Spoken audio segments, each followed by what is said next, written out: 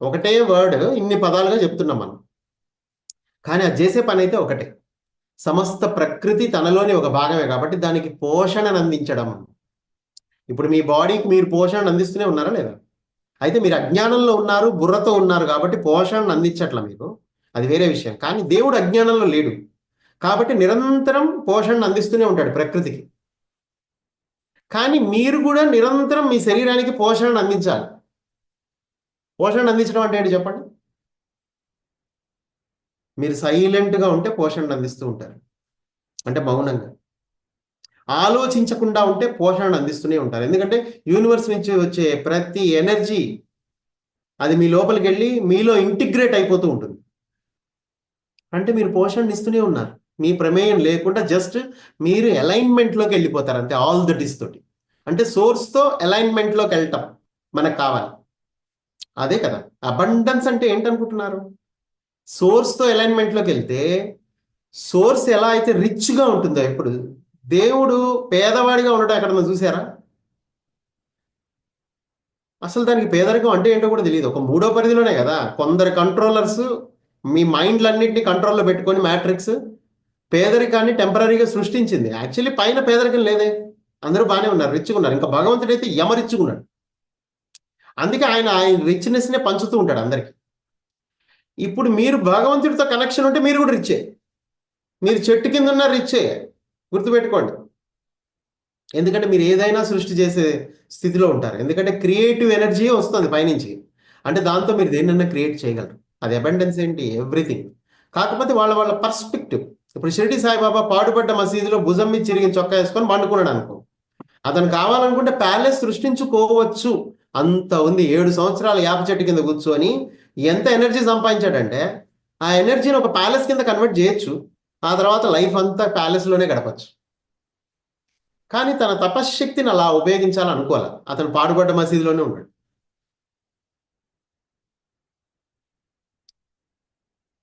కానీ శ్రద్ధ సబూరి వల్ల మనం ఏం నేర్చుకోవచ్చు? ఆ కాస్మిక్ ఎనర్జీని మనం ఎలా యూటిలైజ్ చేసుకోవచ్చు? ఆ సుప్రీం కాన్షియస్నెస్ యొక్క ఎనర్జీని మనం ఒక వారసుడిగా మనం ఎలా వాడుకోవచ్చు అన్నది ఇక్కడ పాయింట్. న్యూ ఏజ్ స్పిరిచువాలిటీ అంటే ఇది. ఓల్డ్ ఏజ్ స్పిరిచువాలిటీ అంటే రాముడు, కృష్ణుడు. అది కూడా వాళ్ళ మూలాధారము, స్వాధిష్టానం గురించి మనం మాట్లాడాం. రాముడైతే తల్లిదండ్రుల మాట విన్నాడు, అడవులకు పోయాడు. భార్య అంటే ప్రాణం, భార్య కోసం ఏదైనా చేయడానికి రెడీగా ఉన్నాడు. ఏకపత్ని వ్రతుడు. ఇంతవరకే, మనం అంతకంటే ఎక్కువ తీసుకోవద్దు. అది ఓల్డ్ స్పిరిచువాలిటీ. కానీ న్యూ స్పిరిచువాలిటీ అట్లా కాదు. They are talking about chakras. అసలు రాముడు ఎన్ని చక్రాలు యాక్టివేట్ అయితే సీతాదేవిని కలిశాడు అన్నది ఇక్కడ పాయింట్. న్యూ ఏజ్ స్పిరిచువాలిటీ మొత్తం చక్రాస్ మీదే ఉంటుంది. ఎందుకంటే మీ నాలెడ్జ్ మొత్తం చక్రాస్తో కనెక్ట్ అయి ఉంటుంది. మీరు బయట నుంచి తీసుకునే పుస్తకాల నుంచి వచ్చేది కానీ ఎక్కడి నుంచి, ఈవెన్ స్పిరిచువల్ బుక్స్లో అయినా సరే, అది నాలెడ్జ్ కాదు, అది ఇన్ఫర్మేషన్ అంతే. The only information. మీరు పుస్తకాల నుంచి వచ్చే ప్రతిదీ ఒక సమాచారమే, గుర్తుపెట్టుకోండి. మీ లోపల నుంచి వచ్చేది జ్ఞానం. ఈ సమాచారాన్ని విని ఓహో ఇట్లా కూడా ఉంటుందా అని కళ్ళు మూసుకొని కూర్చున్నారనుకోండి, మీ లోపల ఎనర్జీ పెరిగిపోతుంది అనుకోండి. శక్తి నిల్వలు, గుర్తుపెట్టుకోండి, శక్తి నిల్వలు. ఈ శక్తి నిల్వలు అనే పదం బాగా మీ జీవితంలో బాగా దీని గురించి ఆలోచిస్తూ ఉండాలి. శక్తి నిల్వలు. అసలు నాలో శక్తి నిల్వల్ని మనం ఎంత పెంచుకోవాలి? మీరు డబ్బు నిల్వలు కాదు ఇక్కడ కావాల్సింది, శక్తి నిల్వలు. మనుషులందరూ డబ్బు నిల్వలు ఎంత పెంచుకోవాలని చూస్తున్నారు, కానీ కాదు. ఇక్కడ శక్తి నిల్వలు ఎంత పెంచుకోవాలి మనం. అసలు వదిలేయండి బయట ప్రపంచం అంతా, ఎందుకంటే అది అదంతా భ్రమే. థాట్ పంపించడం, మళ్ళీ దాన్ని మేనిఫెస్ట్ చేయడం, మీ దగ్గర అన్నీ లేకపోయినా అన్నీ ఉన్నట్టు క్రియేట్ చేయడం. ఏముంది మీకు? ఇల్లు వాకిలి, తినడానికి ఫుడ్, 4 ఎఫ్డీలు ఇస్తే చాలు, హ్యాపీగా ఎంజాయ్ చేసుకుంటూ పోతాడు. ఎంజాయ్ అనుకుంటారు అంతే. మీరు అక్కడ ఏమి ఉండదు, అక్కడ కాలక్షేపమే ఉంటుంది అక్కడ అంతా. మళ్ళీ మొబైల్స్, మళ్ళీ కాలక్షేపం. కానీ భగవంతుడి వైపు ప్రయాణం ఉంది చూసారా, ఎనర్జీ వైపు. అది మీ ఒరిజినల్ కోరిక. అసలు పుట్టిన ప్రతి జీవి తను తిరిగి భగవంతుడి వైపు ప్రయాణించాలని కోరుకోవటమే కదా నిజమైన కోరిక. ఈ క్రమంలోనే కొంతమంది పూజలు పునస్కారాలు చేసి వాళ్ళ పూర్ణాత్మ వైపు ఆకర్షితులయ్యారు ఒకప్పుడు. కానీ ఇప్పుడు ప్లాస్టిక్ పూజలు అయిపోయినాయి. ఏముంది టక టక టక చదవటమే, మైండే చదువుకుంటూ పోతుంది. మీ ప్లాన్ ఏంటంటే ఇప్పుడు లలిత చదవాలంటే నీ మైండ్ ఫటాఫట్ లలిత చదివేస్తుంది. ఎందుకంటే ఆల్రెడీ మైండ్కి వచ్చు, అక్కడ అనుభూతి లేదు, సమర్పణ లేదు, ఏమీ లేదు. కొంత సమయాన్ని కేటాయించారు అంతే, మైండ్ దాని పని యంత్రంలాగా చేసుకుంటూ పోతుంది. అంటే మీరు ఒక ఆడియో ప్లేయర్ బటన్ నొక్కినట్టే అక్కడ. కాకపోతే మీరు ఫీల్ అవుతారు, అబ్బా ఇవాళ నేను పూజ చేసుకున్నా అద్భుతంగా. అసలు పూజ అనేది ఏంటనుకున్నారు? అదొక సరెండర్నెస్. అది కంప్లీట్గా మీరు ఏ దేవీ దేవతనైతే కొలుస్తూ ఉంటారో అదే మీ పూర్ణాత్మ అయితేనే దానికి ఆకర్షితులు అవుతారు. మీరు ఆ పూర్ణాత్మకి మీరు సరెండర్ అయిపోవటమే, మీ హయ్యర్ సెల్ఫ్కి. అది ఒకప్పుడు భక్తి యోగం, కానీ ఇప్పుడు న్యూ ఎనర్జీలో అలా కాదు. న్యూ ఎనర్జీ నీకేం చెప్తుందంటే అసలు ఈ పూర్ణాత్మ నుంచి కూడా నువ్వు పక్కకు వచ్చేయని చెప్తుంది. అసలు నీ పూర్ణాత్మతో నీకేం పని?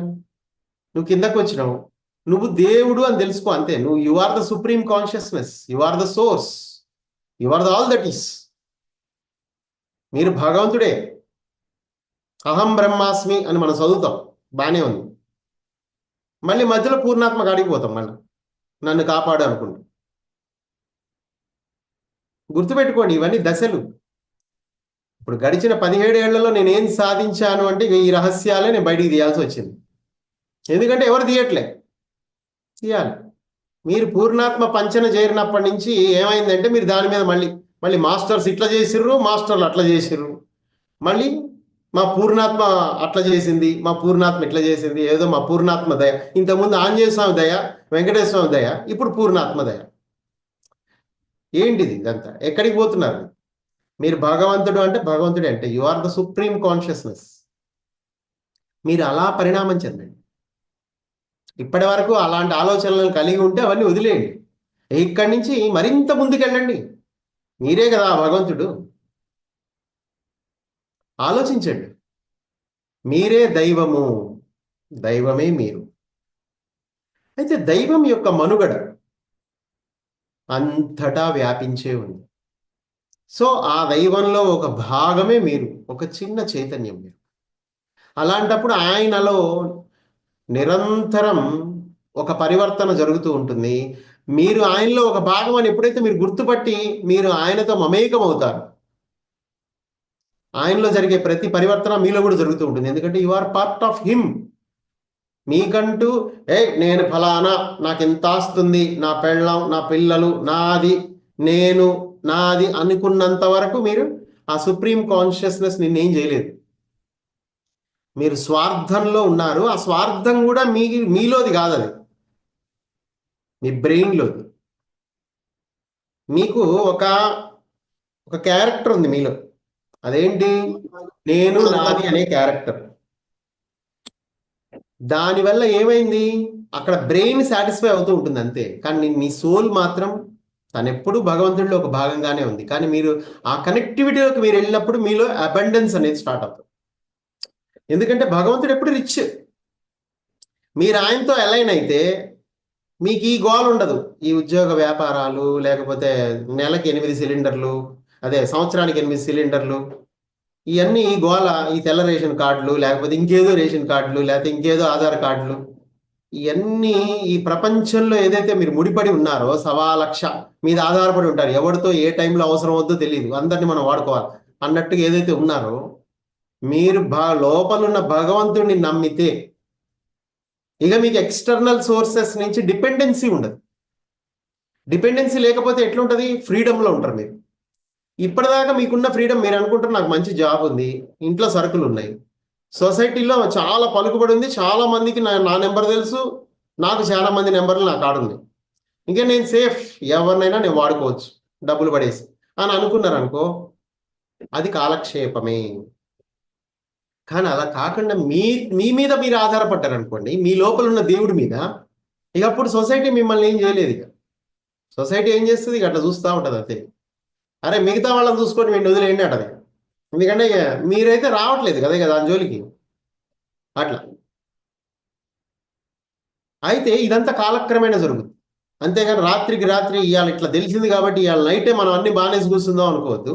మీ దవన మీరు చేసుకోండి. ఇది మెల్లిగా అవగాహన రావాలి. ఇది బ్రెయిన్లో ఫస్ట్ ఫీడ్ అవ్వాలి. ఎందుకంటే నీ బ్రెయిన్ ఎంత పవర్ఫుల్ అంటే అది ఏదైతే అనుకుంటుందో అదే మేనిఫెస్ట్ చేస్తూ ఉంటుంది. మీ బాడీలో బీపీ షుగర్లు ఎందుకు ఉన్నాయి? ఇక్కడ అసంతృప్తి ఉంది కాబట్టి లోపల బీపీ షుగర్లు ఉన్నాయి, రోగాలు ఉన్నాయి, టెన్షన్లు ఉన్నాయి, అన్నీ ఉన్నాయి. ఆ టెన్షన్లు అన్నీ రోగాలుగా మారుతూ ఉన్నాయి. ఎందుకంటే బాడీ సిస్టమ్ మొత్తం బ్రెయిన్ ఫాలో అవుతూ ఉంటుంది. ఒక్క బ్రెయిన్ని నువ్వు వాడుకుంటే, గుర్తుపెట్టుకోండి, బ్రెయిన్ని మీరు వాడుకుంటే, అంటే దాన్ని శూన్యం చేసి దాన్ని మీ కంట్రోల్లో పెట్టుకుంటే ఆటోమేటిక్గా నీ బాడీ పంచభూతాలు నడిపిస్తాయి. మీ బాడీ లోపల ఆటోమేటిక్గా ఏ టైంకి ఏది జరగాలో అన్నీ జరిగిపోతూ ఉంటాయి. అంతా సవ్యంగా ఉంటుంది, లిమిటెడ్గా ఉంటుంది. ఇంకా మీకు మసాలాలతో పని ఉండదు, దేంతో పని ఉండదు. అంత సవ్యంగా జరిగిపోతూ ఉంటుంది. ఎందుకంటే అక్కడ సృష్టి అనేది ఏదైతే ఉందో అందులో మీరు కూడా ఒక భాగం అయిపోయారు కాబట్టి మిమ్మల్ని కూడా నడిపిస్తూ ఉంటుంది. ఇక్కడ మ్యాటర్ మీరు సమృద్ధిలో ఉండటము అంటే ప్రకృతిలో ఒక భాగంగా ఉండటము అని.